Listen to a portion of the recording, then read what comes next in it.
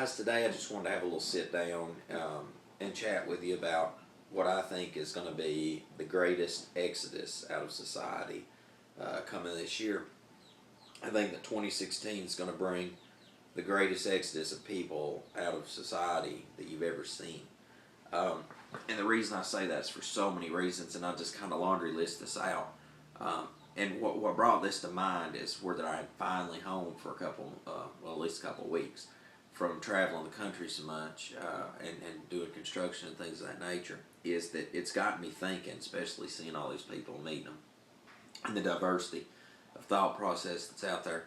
I think that this year is going to be the bursting of the bubble, the full checkout of many people out of society, and the reason being is you have political agitation. You've got, every time Obama opens his lips, he's trying to take somebody's guns, or trying to executive order something, take somebody's freedom. Guys, I ain't even going to get into that. I don't support that man. It's neither here nor there in my thought process at the moment, because I'll be honest with you, I don't even think the dude's ever going to leave office. But anyway, you've got world agitation. For those that have followed this channel for years, and forgive me guys, I've got a head cold right now. For years I've talked about 2nd Ezra chapter 16. And although you might not find it in the pages of the KJV version Bible, you can get a copy of 2nd Ezra multiple places. And it refers to Babylon, Asia, Egypt, and Damascus, which is modern day Syria, and Babylon's modern day Iraq. 3 of those are already a desolation. What really shocks me is Saudi Arabia and Iran are about to go at it. If they do, and if Iran becomes a desolation, then the beginning of sorrows, Scripture says, is following that. And I condone 2nd Ezra as Scripture. So, in my personal opinion. So, with all that said, that means we're at the tipping point right there of seeing all the things take place Scripture spoke of. I just look for the trumpet to start any given time. At least the next year or two. I really do. It's just because of so many things taking place prophetically. And so then you have the scientific agitation. You might say scientific agitation. What I mean is I've noticed the scientific community has crumbled this past year. Flat Earth literally exploded into society this past year, from celebrities talking about it to, heck, the president saying he ain't got time for Flat Earth Society. And see, the problem with talking about things is talking about it, as I've said in other videos.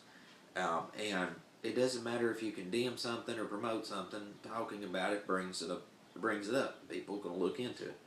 And so I wouldn't be surprised if you don't see NASA crumble to the ground this year, and just so many things. And what's going to happen is that as people are waking up, man, they're just saying, you know what, forget this. You can keep my $500,000 home. You can keep the boat. You can keep the car. I'm getting my little tiny house. I'm getting me a little plot of land. I'm disappearing. And I can't even begin. It's funny because people, I bet they go to our customer projects page on the off-grid contracting, and I ain't trying to get myself plugged. Everybody knows what business we do. But you can go on there and you can look at customer projects, and if only people knew the ones that we couldn't list, because people want their privacy, and people are going to just disappear. I'm telling you, I can't. I've actually had to rethink and reevaluate where I'm at in my life. I'm not going to abandon my town. I've thought about it. I'm not going anywhere. I'm going to do like Jeremiah done in Jerusalem in his day. He prophesied. He told the kings and the priests and the people for years and years what was coming. And even when, Nebuchadnezzar was outside the gates, they still held contempt for that man. Well, a lot of the people around me in my town and family and friends, a lot of them, they're on the same page. And that gives me hope. Now, it doesn't mean we see eye to eye on exactly everything, but we see eye to eye on a lot. And I have just concluded in my life, I'm not going anywhere. I'm going to do everything I can to help my town and feed my neighbors and feed my community and do whatever I can to extend everyone's days as long as I can. Now, I don't know, I might not be able to do a thing when the time comes, but I'm sure going to give it a try. And if you've followed my channel for years, to see the complete change of thought process that I have on that. It'd probably be a shock to you. But I've just decided I'm going to make do with what I've got, and I can't run from this thing. And really, you know, when you get out into away from society and everything, you can only run so far.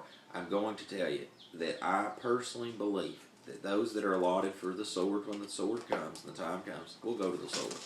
And those allotted to be spared are going to be spared. You know, it says, pray that you can be accounted worthy to escape these things coming up on the earth. And I'm not, I don't count myself worthy. I'm a sinner, ladies and gentlemen. And I pray that I can be accounted worthy and forgiven and counted trustworthy to enter in the new kingdom. But, you know, only Master Yahweh knows who is going to enter in and who ain't. And this year, the events that are going to transpire, I think, before our very eyes, I mean, the stock markets are crashing around the world, and I just think that the can has been kicked as far as you can kick that thing before that, you know, it ain't nothing left anymore but just a little crumpled up pile. And these people, you know, everybody's like, oh, it's going to be okay, it's going to be okay. No, it's not. No, it's not. And if you think it's okay, then explain to me why my phone rings off the hook and I'm constantly out here helping people that had a really nice life in the city get out of Dodge and leave because they know it's coming. And it's crazy because when I was a kid, you know, you roll back 20 years ago to the, you know, 80s and 90s, you go in that ballpark. I mean, I would have never have thought about the things that are going down today.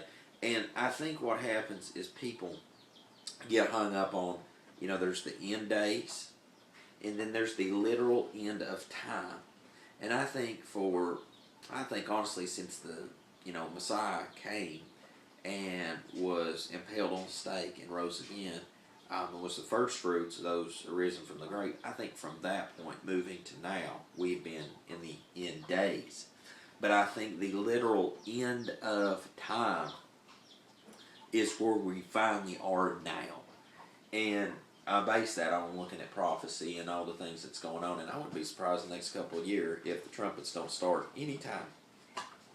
And, you know, with all the agitation that's going on out here about the flat earth, I think this year, you know, a lot of people laugh and scoff at that. And listen, I don't have it all figured out when it comes to flat earth. I can tell you this, we don't live on a round ball. And the fact that we do live in a controlled, I'll say, world or universe, okay, they've been trying to hide the master from the people. Because the moment that people wake up in the knowledge that we live in a controlled world, you only have two masters to choose from at that point, is Lucifer or Master Yahweh.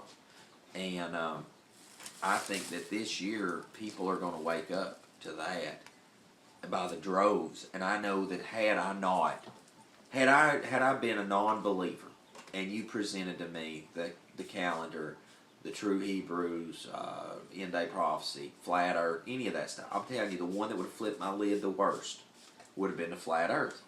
Because now I can go out here and start doing some scientific study and figure out real quick if that's right or wrong. You know, they got an app on phones now. I've got to put this in that one video I done about flat earth. They got an app on the phone now that you can plug in the curvature of the earth.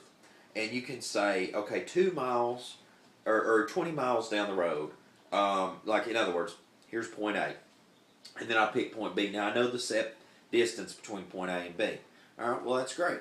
Now all you do is you just go in the calculator and you plug it in, and you don't even have to have the set points. You can just dabble with this, and you put it in. So I know that lighthouse is 15 miles out from me at the beach, right? But you see that lighthouse. All right, well, you program that in. You can see that it is laser level across there without even needing a level. Well, according to the calculator, it says it's 415 feet drop over blah, blah, blah miles. No, it's not. I mean, people, let us reason one with another.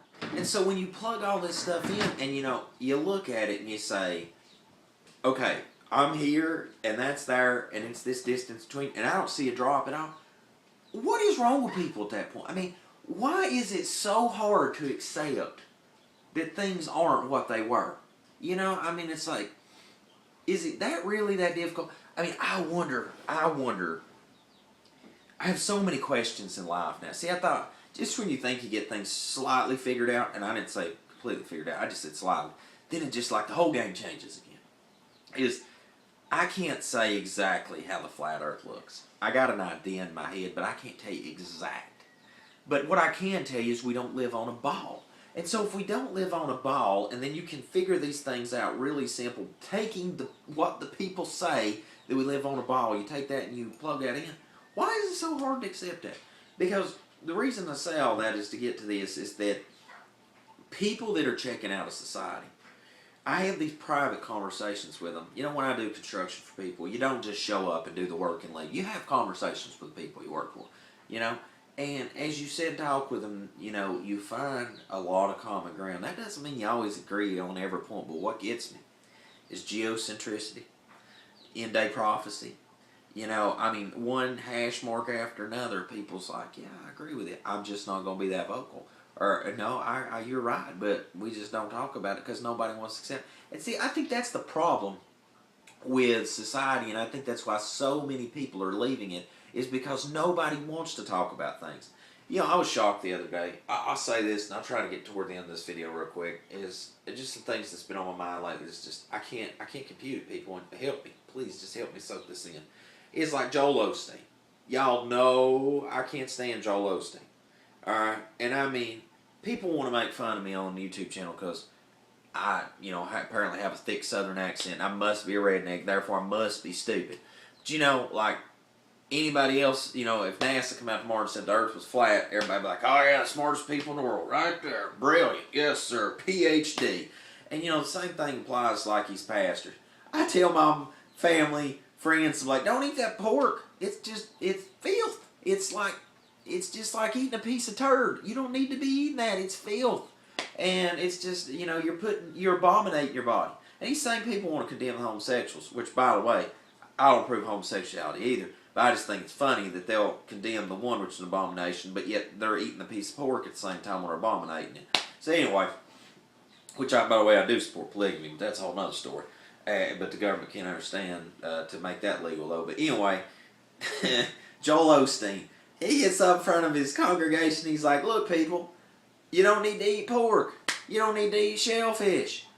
And you know what would shock me? Is, I'll try to put a link to this in the video description because y'all got to see this.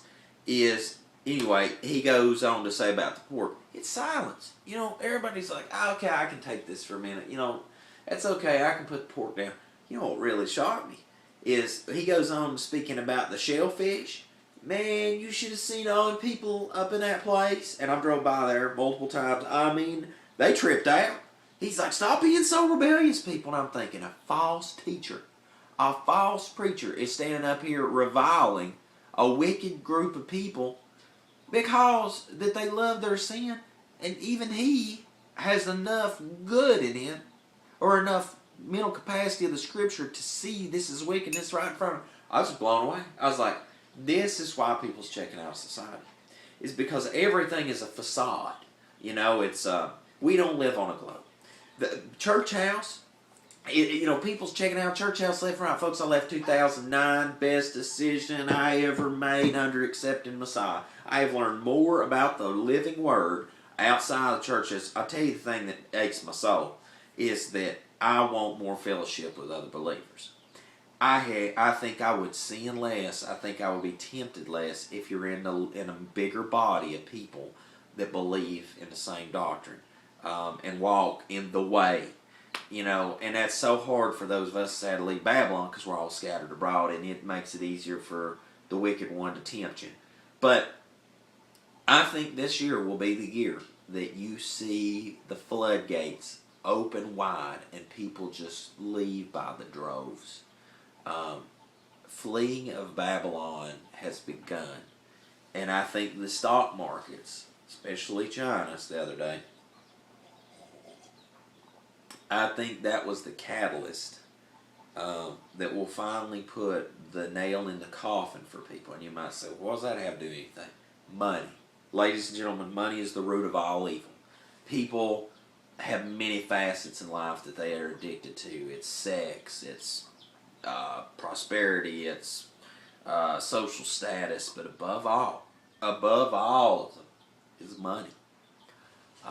Some people, that is their worship center, and when money's gone, and when that's removed out of the way, people have a clarity of mind because they have nothing left. And when you see your money start to fizzle away, it makes people stop and check their lives for what does really matter to me at that point, and what do I need to be doing.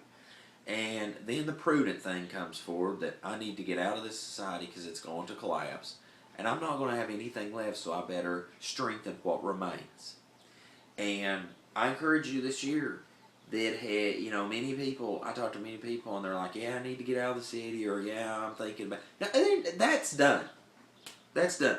The moment that this video ends, you should be packing your bags if you're really one of those people planning to leave and go start over, and just start over.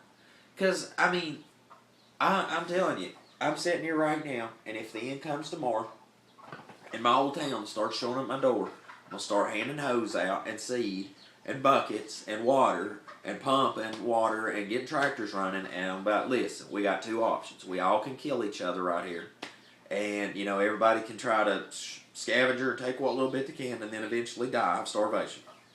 Or we can all get out here in this field, and we can row, put some rows out, grow some food, and everybody eat. And everybody across the town do the exact same thing, not just here, but everybody all around.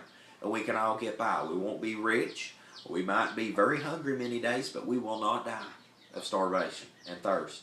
And that's all I know to do, people. Because now I'm telling you, if you don't get out away from the cities, and at least get out in the rural towns and away from all this, there's going to be no escape later.